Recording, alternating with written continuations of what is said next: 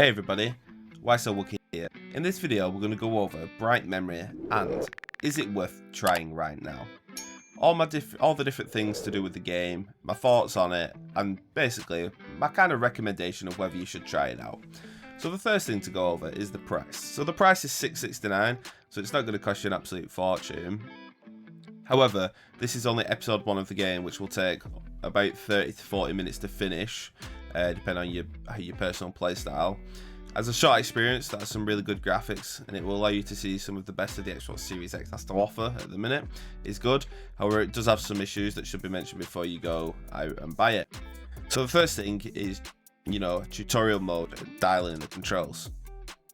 So the game throws you straight into the action with little to no guidance of what to do. This caused my first few deaths as well as some frustration, but I decided to stick with the game because visually it looked great. The next issue I had was trying to dial in my sensitivity.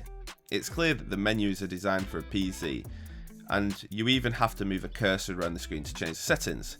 Changing the sensitivity setting itself was a pain because it was just a slider bar, not a number, so it took a while to work out and hone to make it feel as good on the controller.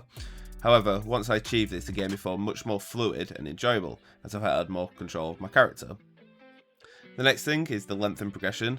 So as discussed earlier, the game is about 30 to 40 minutes long, as my first playthrough lasted about 36 minutes. I didn't think that it was too bad, as I went into the game knowing it was like a demo length experience. What was weird though, was as you kill the various enemies in the game, you gain XP that can be used to unlock new skills and abilities. However, by the end of the game I hadn't unlocked most of them, so it seemed a little pointless, but it's a good indicator of how progression will work in the full game, Bright Memory Infinite. Story in general.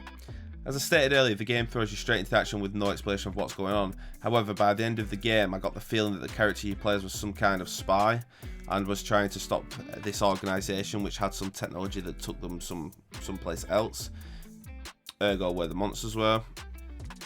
It would also have been nice to have some kind of extended cutscene setting up the universe, but I do think that's the kind of thing that will be added to the full game. The overall experience. So the overall experience of the game, once I had my controls dialed in and had worked out how to use my skills and stuff, was good actually. I really started to enjoy the combat and the graphics. I just wish it had been a little bit longer so that by the time I'd got to that point where I was comfortable with it, I could then enjoy it for the full duration.